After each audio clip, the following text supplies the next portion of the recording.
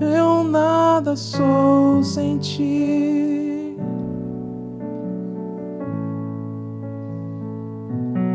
E eu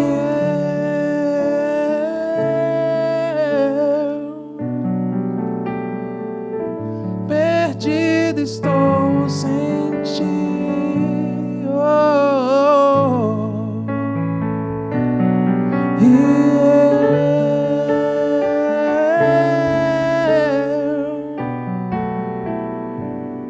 Eu nada sou sem ti.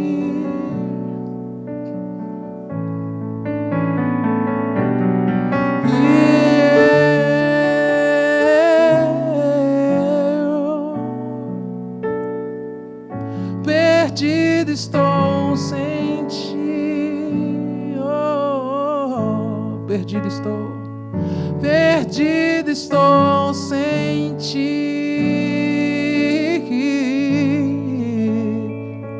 Perdido estou sem ti. Eu nada sou sem ti.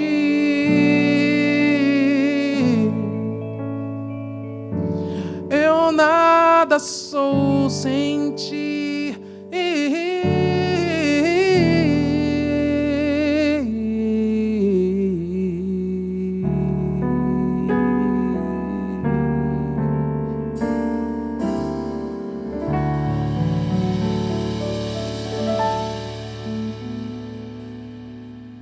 Glória a Deus. Você pode aplaudir ao Senhor.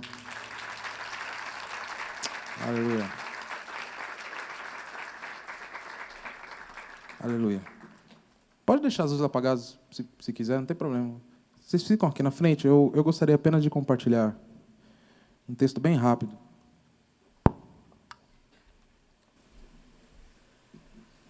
Um texto bem rápido com vocês, prometo não ser cansativo. Está escrito em Mateus 20 e 29. Se você trouxe sua Bíblia ou está aí no seu celular. Mateus 20 e 29. Está escrito assim: Quando Jesus e os discípulos estavam saindo de Jericó, uma grande multidão seguia Jesus. 2 cegos sentados na beira do caminho ouviram alguém dizer que ele estava passando e começaram a gritar: Senhor, filho de Davi, tem misericórdia de nós.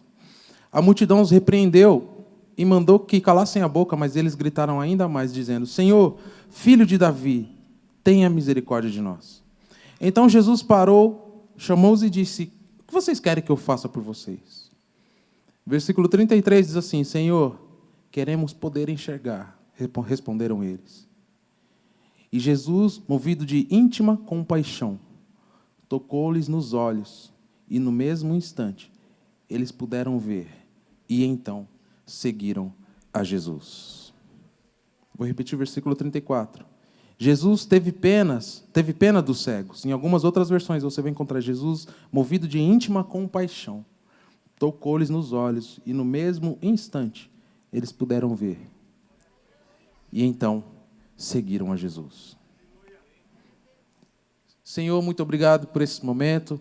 Senhor, muito obrigado por mais essa oportunidade que nós temos de tomar posse da Tua palavra, de abrir as Escrituras, de nós podermos refletir sobre a Tua vida, sobre o Teu ministério. Enche os nossos corações das Tuas maravilhas e que a Tua obra seja feita e estabelecida e que venha sobre nós a Tua vontade e o Teu reino. É o que eu te peço eternamente em nome do Pai, do Filho e do Espírito Santo de Deus. Essa passagem é muito conhecida. Imagino que vocês já tenham ouvido muita coisa sobre essa passagem. Algumas nós fazemos até... É uma passagem sinônima do ocorrido com o cego Bartimeu. E acontece que quando Jesus estava passando, existiam 2 camaradas assentados em algum lugar, na beira do caminho. Ou seja, eles estavam sentados na calçada. E por eles estarem assentados na calçada, e alguns estudiosos conseguiram algumas informações do tipo de vestes que se usava naquela época, Então, sugeriu-se que eles eram mendigos. Então, eles não estavam apenas assentados na calçada esperando que Jesus passasse. Eles, na verdade, estavam ali mendigando. Ou talvez aproveitaram a oportunidade para mendigar no lugar onde Jesus passaria. Onde eles ficaram sabendo que Jesus passaria. E um outro detalhe, eles sabiam quem era Jesus. Eles não estavam ali à toa.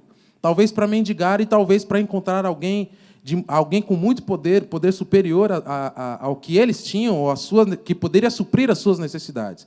Então, como Jesus era muito conhecido e fazia muitos milagres já ali na época. Então, a multidão, conforme se aproximava, eles começaram a perceber o barulho, uma movimentação, então eles começaram a entender que Jesus estava chegando por ali. E eles estavam esperando Jesus. Esse era um dos propósitos de estar assentados naquele lugar. Então, mendigar já não importava mais para eles. Então, eles começaram a gritar: Senhor, filho de Davi, tem misericórdia de nós. Isso sugere ainda mais, aumenta essa teoria de que eles realmente conheciam Jesus. Por gritar: Senhor, filho de Davi, tem misericórdia de nós. Mas a Bíblia diz que junto com Jesus, assim como nós dissemos ontem na pregação de ontem, quando Jesus caminhava, em volta de Jesus existia uma grande multidão.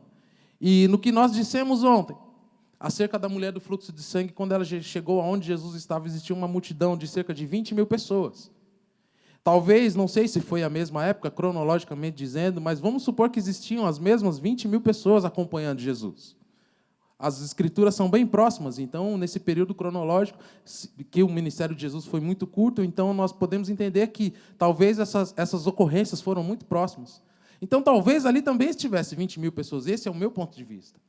Então, vamos supor vocês, que existiam 20 mil pessoas com Jesus Cristo enquanto ele caminhava, e quando ele estava se aproximando de um determinado local, 2 mendigos, e ainda por cima cegos, começaram a gritar o nome dele.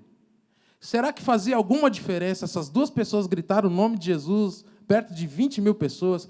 Imagine se nós aqui, não sei quantas pessoas nós estamos aqui, sei lá, eu sou muito ruim de número, mas vamos supor 300, 400, 500, 600 pessoas, não sei. Talvez se estivesse um número muito pequeno, um número de 500 pessoas, e vocês começarem a conversar entre si, sem supostamente tentar me atrapalhar, e eu sem o microfone tentar falar com o técnico de som, seria possível?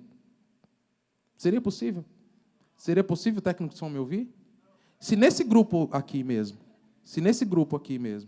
vocês começarem a conversar entre si, ficaria impossível qualquer comunicação minha com qualquer pessoa em qualquer lugar, até aqui mesmo. Então, imagine com o técnico de som que está lá atrás, a uns 20 metros de mim. Mas essas 2 pessoas, talvez perceberam, porque se existia uma grande multidão, e quando a Bíblia fala em multidão, não se contabilizava mulheres e nem crianças.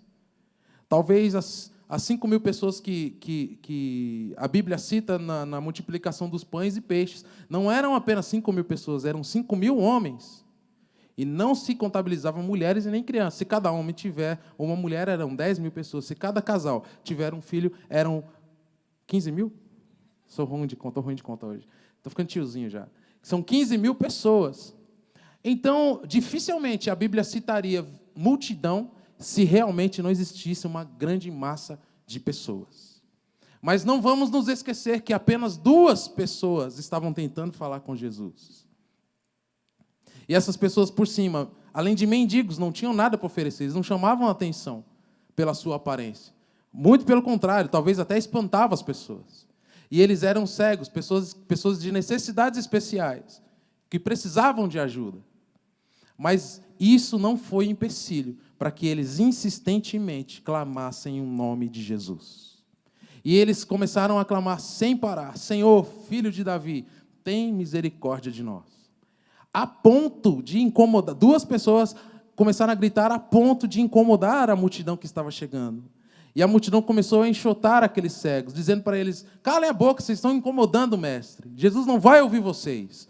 Não é o momento de vocês, não é a hora de vocês. Talvez estavam dizendo: vocês não são dignos da atenção de Jesus. Quem lá são vocês para conseguir a atenção do mestre? Vocês são mendigos, vocês são pobres, vocês são simples. Mas as pessoas daquele tempo não são diferentes das pessoas desse tempo. em que nós corriqueiramente, por aí, em alguns lugares, outras igrejas, ou pastores, ou cantores, em que diariamente nós vemos situações em que as pessoas esquecem que o Evangelho de Jesus é simples. O Evangelho de Jesus é simples e a atenção dele foi para os pobres e para os excluídos. Diariamente nós vemos isso na nossa sociedade e não é diferente naquele tempo e as Escrituras dizem isso. Que as pessoas, ao invés de ajudarem os cegos, ao invés de, como em outras situações escritas nas Escrituras, em que as pessoas ajudaram o coxo, colocaram as pessoas por cima do telhado e saíam pelas ruas gritando para que Jesus fosse acudir, fosse ajudar, estendesse as mãos. Nesse caso foi diferente. As pessoas, isso reforça muito mais a hipótese de que eles eram mendigos, porque as pessoas não queriam que Jesus desse atenção para essas pessoas, para esses dois cegos. Mas Jesus, cheio de misericórdia, cheio de amor, chegou até essas pessoas, porque nele estava toda a graça e nele estava todo o poder. Jesus chega até essas pessoas e chega diante de dois cegos e fala assim: o que vocês querem que eu faça por vocês? Vocês conseguem entender a preciosidade dessas palavras de Jesus para essas duas pessoas? Cada detalhe, não sei o quanto vocês têm lido as Escrituras, principalmente os diálogos de Jesus, mas cada vírgula que saía da boca de Jesus tinha um sentido e tinha um propósito. Cada pergunta, cada resposta, cada sermão de Jesus tinha um propósito.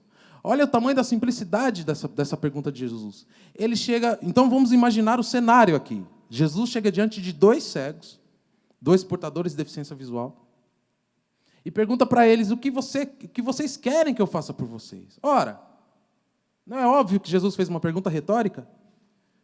Porque eles não estavam ali esperando Jesus, eles não sabiam o que Jesus poderia fazer? Isso reforça uma hipótese que eu sempre tive, um ponto de vista que eu sempre tive, sobre a minha espiritualidade, sobre o meu relacionamento com Deus. De que foi muito difícil quando o Espírito Santo trouxe isso para o meu coração, de entender isso. Que é de que Jesus Cristo não se importa muito em saber quais são os nossos problemas. Sabe por quê? Nós não aprendemos desde criança que Ele pode solucionar todos os nossos problemas, que Ele pode fazer tudo e qualquer coisa. Então, talvez Jesus não esteja muito interessado em saber quais são os seus problemas. Porque talvez os seus problemas estejam expostos. Talvez os nossos problemas estejam expostos. Talvez todos saibam quais são os nossos problemas. Talvez seus vizinhos saibam quais são os seus problemas, seus pais, seus amigos, seu marido, sua esposa, seus filhos, nossos familiares, nossos amigos. Talvez toda a sociedade saiba quais são os nossos problemas. Ora, se você anda com um tênis furado, a solução para você é um tênis novo. Então imagine você entrar dentro de uma loja. É a mesma coisa que você fica na frente de uma loja de sapato e fica olhando a vitrine. Uma loja que só vende sapato. Se você de frente para uma vitrine. Aí chega o vendedor e eles sempre fazem isso, né? Alguém é vendedor de loja aqui? Não, né? Alguém é vendedor. Eles sempre fazem isso, né? Está precisando de alguma coisa, senhor? Uma vez eu quase falei: estou precisando pagar a prestação no meu carro. Não é muito óbvio. Se eu estou olhando uma vitrine de sapato, eu estou precisando de um sapato. Se eu estou diante de uma vitrine de uma roupa, eu estou precisando de roupa. Ao invés de perguntar qual roupa eu queria olhar. Qual sapato te interessa? Qual roupa que te interessa? Você está na frente de uma loja, uma vitrine de videogame, qual jogo que lhe interessa? Você está precisando de uma coisa? Claro, de um jogo, é óbvio. Se eu estou ali parado na frente da vitrine do jogo, estou esperando. Você está precisando de alguma coisa? Eu estou com sede. Se eu estivesse com sede, eu ia no bebedouro. Eu estou dizendo sobre perguntas retóricas, em que não precisam respostas. Aqui Jesus chega diante de dois cegos, então aí você vai entender. E pergunta para eles: o que vocês querem que eu faça por vocês? Então, não é que Jesus estava cheio apenas... não era apenas uma inocência de Jesus.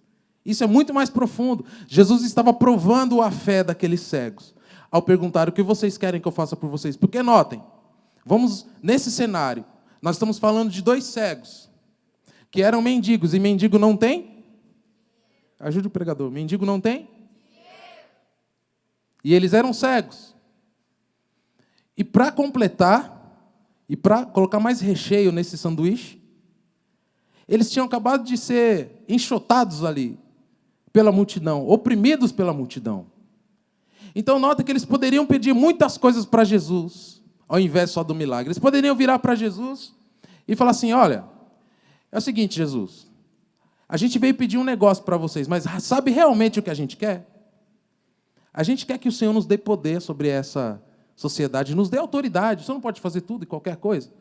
Nos dê poder, autoridade, que nós possamos ser pessoas de prestígio aqui na sociedade. Agora sim, ó. Eu sei que se você estralar o dedo, a nossa vida, a nossa história pode ser transformada aqui agora. Nós cremos em Ti. Então faz o seguinte, nos torne reis ou príncipes desse lugar, para que nós possamos dar o troco para a sociedade que acabou de nos oprimir. Eles poderiam pedir isso. Porque naquele mesmo instante, o coração deles poderia estar cheio de raiva e amargura.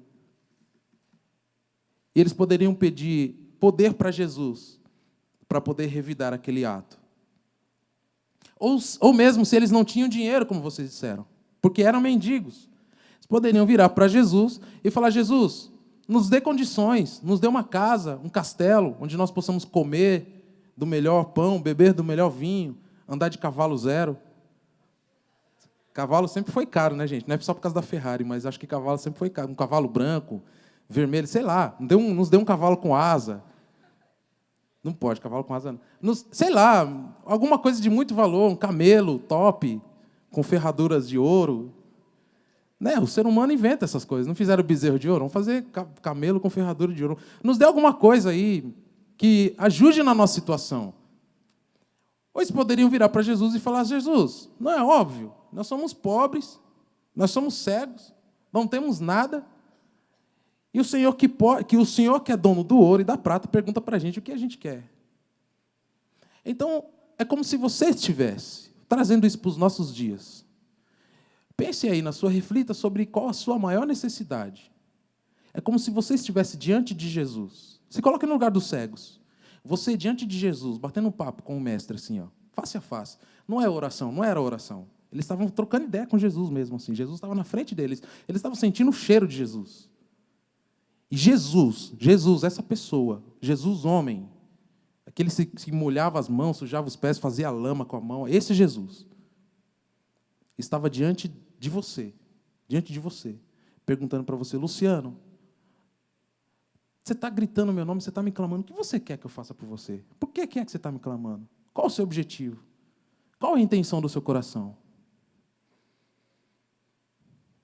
E saiba você, que esse não era o momento de você virar para Jesus e falar assim: mas Deus, eu tenho tantas necessidades, eu preciso de muita coisa, eu preciso quitar o carnê do meu carro, eu preciso trocar o telhado da minha casa, porque quando chove fora, chove dentro.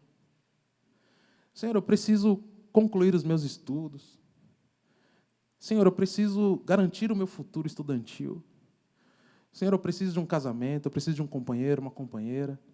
Senhor, a minha família é muito necessitada, nós moramos num lugar muito remoto, precisamos de uma casa nova, nós precisamos de um automóvel, nós precisamos de alguma coisa. Senhor, são tantas necessidades, são tantas coisas, que talvez, no nosso coração, a vontade mesmo é de virar para Jesus e falar: Jesus, é essa mesmo a sua pergunta? É isso mesmo que você quer saber? Vem cá, vamos sentar aqui, pedir para minha mãe fazer um café e nós vamos conversar a noite inteira, que eu vou te falar do que eu preciso.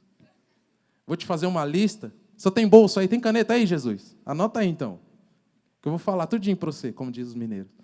Hoje à noite vai estar Israel Salazar aqui, nós já vou falando de igual mineiro. Senta aí que nós vamos falar aqui para você, fazer um pão de queijo. E eu vou passar tudinho para você quais são as minhas necessidades.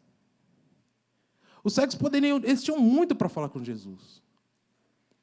Então, notem o tamanho da dificuldade dessas pessoas para falar com Jesus. Mas aquelas pessoas, talvez movidas pelo Espírito Santo, talvez movida pelo Espírito Santo, encheram o seu coração, sabe de quê? De sinceridade. A Bíblia diz que os olhos do Pai estão sobre a terra, procurando aqueles que o adorem em espírito e em... E naquele momento eles estavam adorando ao Senhor. Quando eles estavam clamando ao Senhor, quando nós estamos aqui reunidos clamando a Jesus, nós o estamos adorando.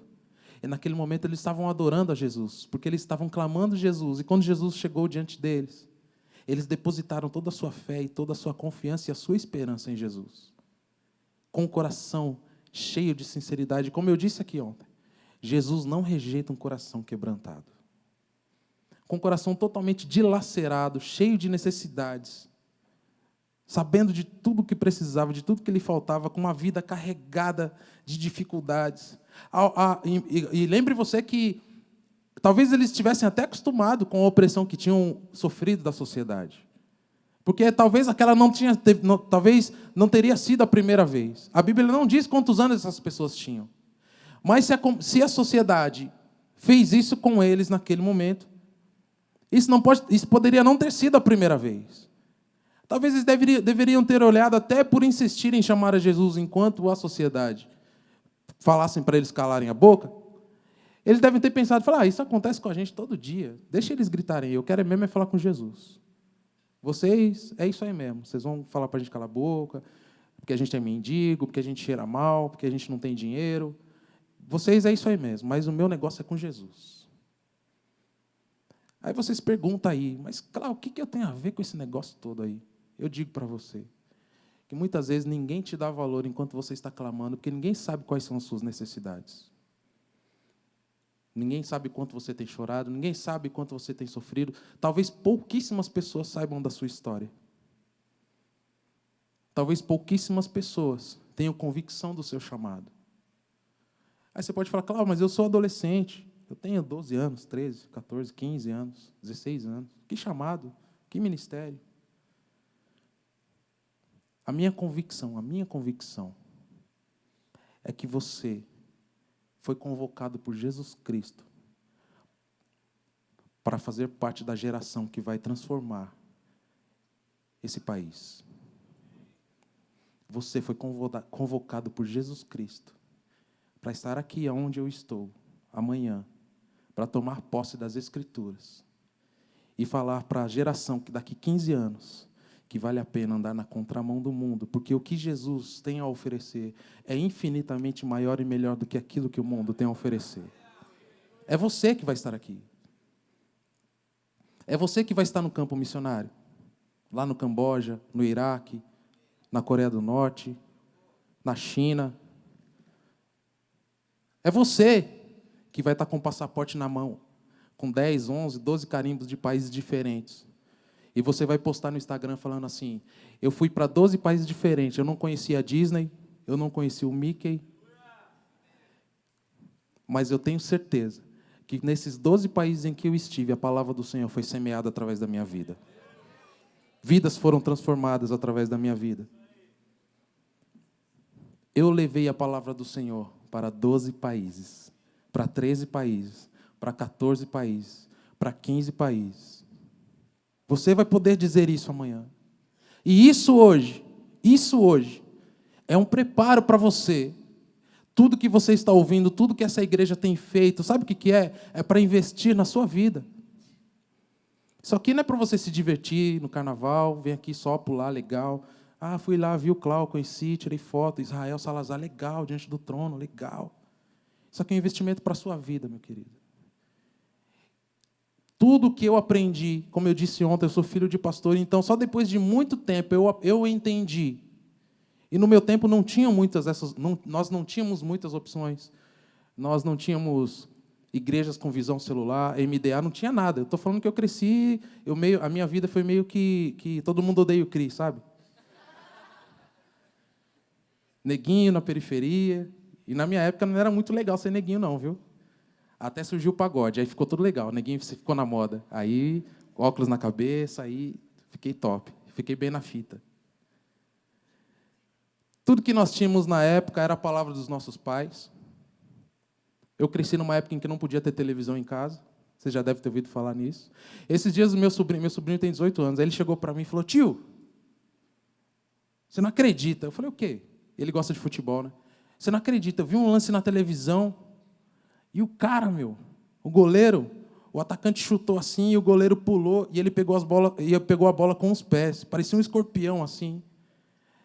Eu falei, você está falando do Higuita? É esse cara mesmo, o Higuita. Eu falei, filho, eu estava assistindo essa Copa. Ele falou, é mesmo? Eu falei, eu esqueci que ele nasceu em 98, irmãos. 18, sei lá, 96 ele nasceu. Eu falei, você é novo, você vai aprender muita coisa ainda. Então, eu falei, mas você está falando isso para que eu me sinta velho? Eu não vou me sentir velho, não. Então, queridos, Eu estou falando isso especificamente para você que tem menos de 20 anos. Essa igreja, e eu glorifico a Deus e louvo a Deus por isso, está investindo na sua vida. Ah, mas era para estar muito mais gente, era para estar lotado, era para estar cheio. Não, era para estar você aqui. Era você. Era você. Pare de se preocupar com quem falou que ia vir, não veio, era para estar cheio, está vazio. Pare de se preocupar com isso. Isso não importa. A salvação é individual, o ministério é individual. O que Deus tem para você é para você. O que Deus vai fazer na sua vida, vai fazer na sua vida. Você não é Ctrl-C, Ctrl-V de outra pessoa, não. A história que Deus tem para você é para você. Ah, mas eu queria que aquele meu amigo tinha que ouvir essa palavra. Não, você tinha que ouvir essa palavra. Para que ela faça efeito na sua vida e você vai ser boca de Deus na vida do seu amigo. Não é assim? Não é visão MDA, meu discípulo amado? Essa palavra tem que frutificar em você, para que você faça a diferença na vida da sua escola, da sua faculdade, do seu trabalho. Mas, claro, não tem o trabalho. A palavra do Senhor diz que meu Deus suprirá as minhas necessidades em glória segundo as suas riquezas. Mas tem gente que lê essa palavra achando que Deus vai dar dinheiro para você. E eu vou lembrar para você em algumas coisas em que Deus é rico. Ele é rico em bondade. Ele é rico em graça. Ele é rico, sim, em provisão. Ele é rico em perdão. Ele é rico em salvação. Se você tomar posse de algumas dessas palavras, de algum desses benefícios que Deus pode fazer para você, e você levar para a sua casa, olha só o que vai acontecer com a sua casa. Na sua casa haverá bondade, na sua casa haverá salvação, na sua casa haverá libertação, na sua casa haverá provisão, na sua casa haverá a graça de Deus. Que o Senhor possa suprir a sua vida, segundo as suas riquezas, de tudo que Ele pode fazer, em todos os benefícios que Ele pode fazer. Pare de se preocupar com coisas pequenas. Pare de se preocupar com coisas pequenas. O que Deus tem para fazer na sua vida é muito grande e você só vai entender lá na frente. Não pare de se preocupar com as coisas pequenas. Tenha os seus olhos fixados na cruz do Calvário. Quando essas pessoas estavam conversando com Jesus, voltando ao texto, eles disseram, mestre, que os nossos olhos voltem a ver. Essa foi a resposta que eles deram para Jesus. De muitas respostas que eles poderiam dar para Jesus, eles disseram, mestre, que os nossos olhos voltem a ver. Quando eles dizem mestre, eles têm toda a sua fé depositada em Jesus. E eles dão a resposta certa. E Jesus sabia qual era a necessidade deles. E eu creio que na cabeça de Jesus passou o seguinte pensamento, puxa vida, era isso mesmo que eles tinham que ter dito. Mestre, que os nossos olhos voltem a ver. Mas Jesus estava diante de uma situação muito complexa, diante de pessoas simples. E o que Jesus faz? Jesus estende uma de suas mãos, assim como eu estou fazendo. E a vida dessas pessoas foi transformada instantaneamente. E é isso, essa é a minha oração para você. Para que você clame pelo filho de Davi. Para que o seu coração esteja cheio de sinceridade. E quando ele chegar até você, fala assim, João, Maria, Luciano, Tiago, Pedro, o que você quer que eu faça por você? Jesus, venha ao meu encontro e faça com que eu seja a pessoa que o Senhor quer que eu seja. Para que o seu reino venha sobre mim e se estabeleça sobre a minha vida. Para que eu seja boca sua, embaixador seu nessa terra, para que eu possa ser bênção na minha casa, no meu bairro, na minha igreja, na minha faculdade, no meu trabalho, aonde eu colocar a planta do seu pé, que eu possa ser conhecido como alguém que carrega as bênçãos do Senhor. Senhor, transforme a minha vida e aperfeiçoa o meu caráter. E eu tenho certeza que nesse instante, a sua vida vai ser transformada instantaneamente. Instantaneamente. E aí você vai entender o que é viver na dependência de Deus, dia após dia. Porque o poder dele, aí então você vai entender o que é que o poder dele vai se aperfeiçoar sobre a sua fraqueza. Eu tive a oportunidade de trabalhar com o pessoal do Giovanni Si. Quem conhece o Giovanni Si aqui? Eu trabalho com estúdio, com produção musical, e em dois ou três DVDs deles, eu tive a oportunidade de trabalhar na sonorização, numa peça chamada, eu esqueci o nome da peça, das duas peças, mas uma falava sobre a perseguição dos cristãos. Alguém sabe o nome dessa peça? Refém? Tortura. E eu assisti, essa peça especificamente, eu assisti a gravação inteira, porque nós fomos lá no sítio deles fazer a captação do áudio, do pessoal do teatro. E eu tive acesso ao vídeo inteiro, porque nós tínhamos que fazer a sonoplastia também em estúdio. Mas aquilo teve uma hora, e a minha esposa foi também, teve uma hora que eu estava mexendo no estúdio, eles deixaram o arquivo do vídeo com a gente, e eu chamei a minha esposa, e o Senhor tocou no nosso coração, e a gente começou, imagine, eu dentro do estúdio de gravação, e nós começamos a chorar de todas as coisas que nós assistíamos. E eu comecei a pensar, falei, como que a gente pensa em coisa pequena? Na Índia, e no final do DVD, não sei se vocês assistiram, no final tem alguns relatos, alguns vídeos reais, de perseguições reais. E a gente não conseguia conversar um com o outro, a gente não conseguia discutir sobre o assunto. Foi a mesma coisa de assistir A Paixão de Cristo. Quando eu assisti A Paixão de Cristo, eu não conseguia discutir, não tinha argumentos, eu me sentia muito pequeno, não tinha como dialogar sobre isso. E foi a mesma coisa com essa peça do Giovanni Si. Cristãos perseguidos, mas às vezes a gente ouve isso nas igrejas e soa tão normal para a gente. Tinha um pastor na Índia em que eles foram até a casa deles, batiam na porta da casa do pastor e eles abriram, não sabiam o que eram, mas atrás da porta, e sempre vai alguém filmando, estava atrás da porta, estava com paus, com pedras. Não tinha arma, mas tinha paus e pedras, correntes. Eles entraram na casa do pastor e o pastor ele ficava falando uma frase repetidamente. E depois, na tradução, disseram que ele estava dizendo glorificado seja o nome de Deus, glorificado seja o nome do Senhor, glorificado seja o nome do Senhor. E eles o encurralaram num canto da casa e começaram a espancá-lo até que ele desmaiou. Ele não desmaiou, começaram a espancá-lo até que ele caiu no chão sangrando. E ele, durante 5 minutos apanhando, ele falava, glorificado seja o nome do Senhor. Glorificado seja o nome do Senhor. Na África, não só na Coreia do Norte, mas em muitos países em que a fé em Jesus Cristo não é permitida, as pessoas sofrem, as pessoas sofrem, as pessoas sofrem. E o campo missionário precisa de pessoas valentes, que estejam dispostas a levar a palavra do Senhor, pagando o preço que for preciso. Para isso é preciso muito preparo. É muito preparo. E eu creio que o Senhor tem levantado uma nova geração para dar continuidade ao seu ministério, de levar a palavra a toda a criatura, para que a salvação chegue a todos. Por isso, pare de se preocupar com coisas pequenas. Se você não conseguiu hoje, tenha na sua mente, meu querido.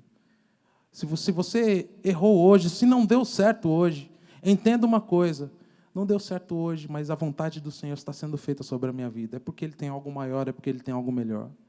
Às vezes, quando os nossos planos dão errados, a gente esquece que a obra é dEle. A gente esquece de uma coisa básica do cristianismo, que tudo é dEle, por Ele e para Ele são todas as coisas. Os planos são dEle.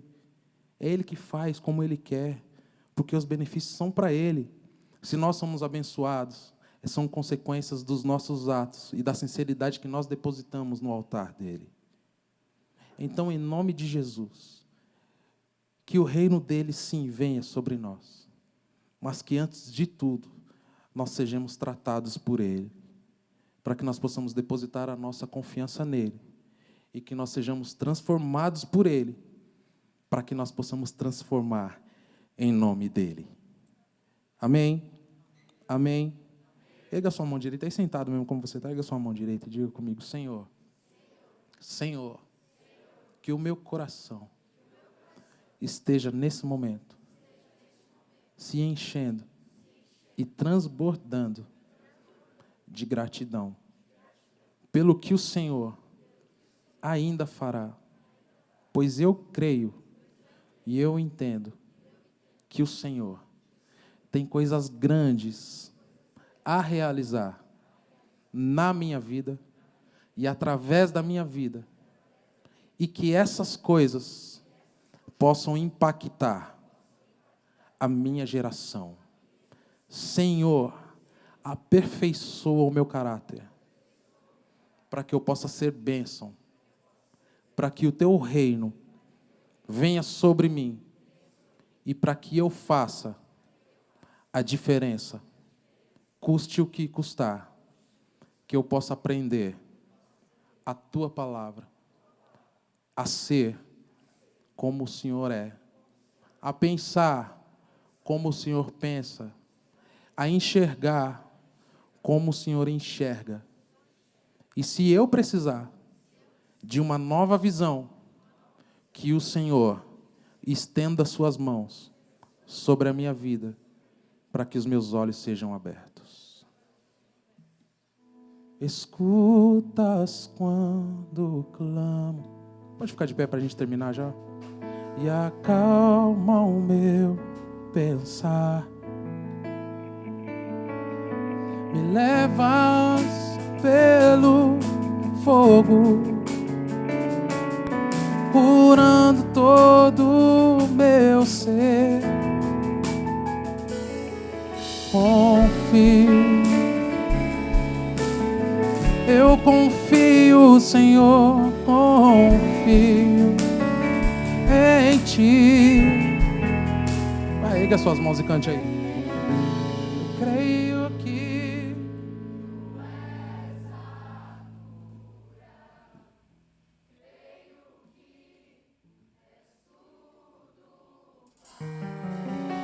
és meu Senhor, és tudo, sim. Meu Senhor, és tudo. Eu creio que Tu és a vida. Eu creio que não há outro igual a Ti. Jesus, eu preciso. Cante comigo. Nada é impossível para Ti. Nada é impossível. Nada é impossível para Ti. Tens o meu mundo em Tuas mãos. Nada é.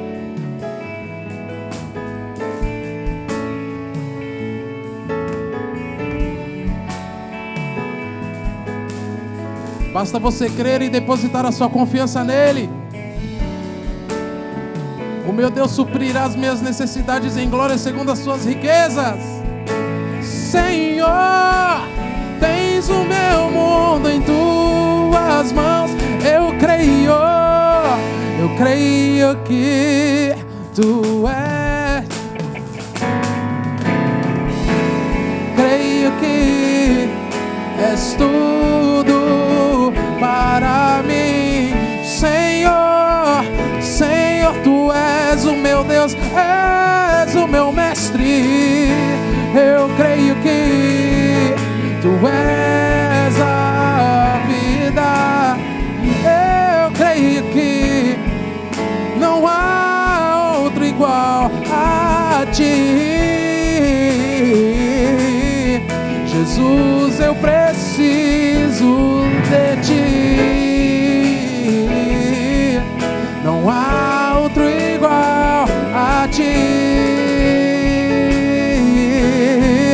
Jesus, eu preciso.